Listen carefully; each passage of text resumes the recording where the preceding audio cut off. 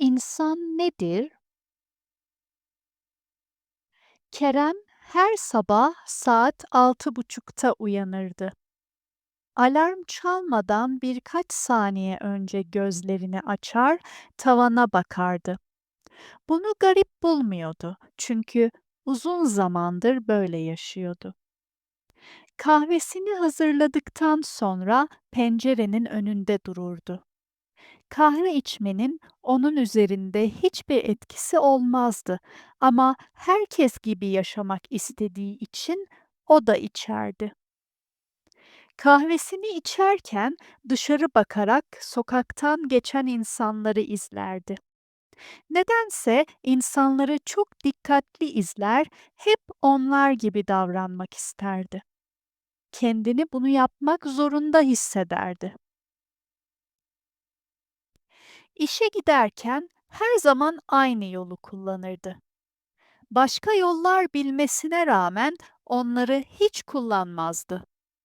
Ofiste işlerini zamanında yapar, hata yapmamaya çalışırdı. Bunu başarırdı da. Toplantılarda konuşurken kısa ve açık cümleler kurardı. Bazen öğle arasında insanları izlerdi.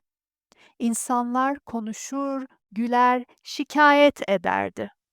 Kerem onları dinlerken her şey ona tanıdık gelirdi. "Ben bunları daha önce de duydum." diye düşünürdü hep. Bir gün işten eve dönerken her zamanki yolda çalışma vardı. Bu yüzden diğer yollardan birini kullanmak zorunda kaldı. Yürürken küçük bir dükkanın önünde durdu. Kapıda şöyle yazıyordu: "Kendinizi farklı mı hissediyorsunuz?" İçeride yaşlı bir adam vardı. Bilgisayarın başında oturuyordu ve ekrana dikkatle bakıyordu. Kerem içeri girdiğinde, "Buyurun," dedi adam. Kerem biraz düşünüp cevap verdi. "Bazen kendimi farklı hissediyorum."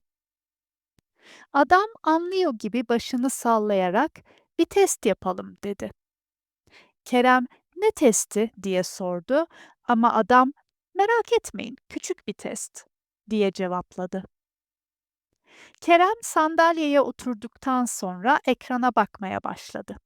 Sorular basitti. Cevap verirken hızını fark etti. Soruları hemen cevaplıyordu. Düşünmeden cevap vermesine rağmen yanlış yapmıyordu. Yaşlı adam uzun süre sessiz kalarak Kerem'in bir süre düşünmesine izin verdi ve sonra "Bu sonuçlar bir insana ait olamaz," dedi. Kerem bu cümleyi duyunca korkmadı. Sadece merak etti. "Ne demek istiyorsunuz?" diye sordu. "Sen yapay bir sistemsin," dedi yaşlı adam.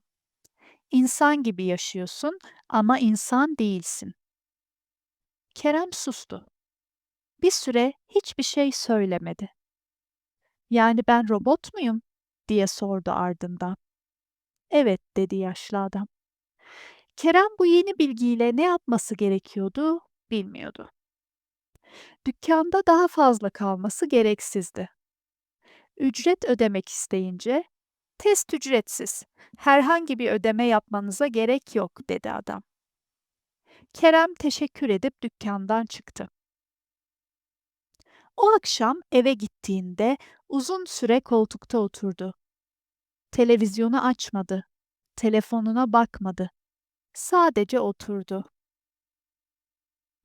Sonra birden bilgisayarını açıp arama motoruna şunu yazdı: "Robot ile insan arasındaki fark nedir?" Ekranda birçok sonuç çıktı. Satırları tek tek okudu. "İnsanlar duygulara sahiptir.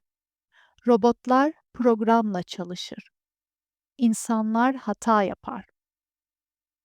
Sandalyeye yaslandı. Belki kafasının karışması gerekiyordu ama o okudukça her şeyi daha iyi anladı. Kerem'e göre DNA da bir koddu.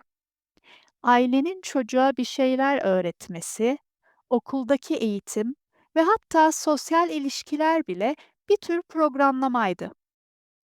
Ne yapmalıyız, ne yapmamalıyız, neleri severiz, nelerden korkarız, hepsi içimize programlanıyordu.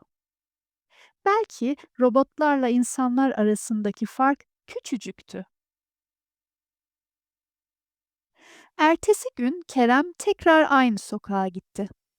Bu kez hiç durmadan dükkana girdi. Yaşlı adam onu görünce şaşırmadı. "Tekrar geldin," dedi. Kerem başını salladı. "Bir şey sormak istiyorum," dedi. "Sor," dedi yaşlı adam. "Bunu neden yapıyorsun?" Yaşlı adam bilgisayarı kapattı. Bir süre sustu. "Çünkü yalnız kalmak istemiyorum," dedi ve ekledi. "Ben de senin gibiyim." Kerem başını kaldırdı. "Yani sen de?" diye sordu. "Evet," dedi yaşlı adam. "Yıllardır buradayım. Dükkanımın önüne bu soruyu yazdım. Bazıları duruyor, çoğu durmuyor." Kerem o an anladı. Bu dükkan robotlar için bir buluşma noktasıydı. Ama Kerem kendisini oraya ait hissetmiyordu. O insan olmak için programlanmıştı. Ertesi gün Kerem işe gitti. Masasına oturdu, bilgisayarını açtı. İnsanlarla konuştu, gerektiğinde gülümsedi. Kimse onda herhangi bir değişiklik fark etmedi. Gerçeği kimseye söylemedi. Buna gerek duymadı ve hayatına herkes gibi sessizce devam etti.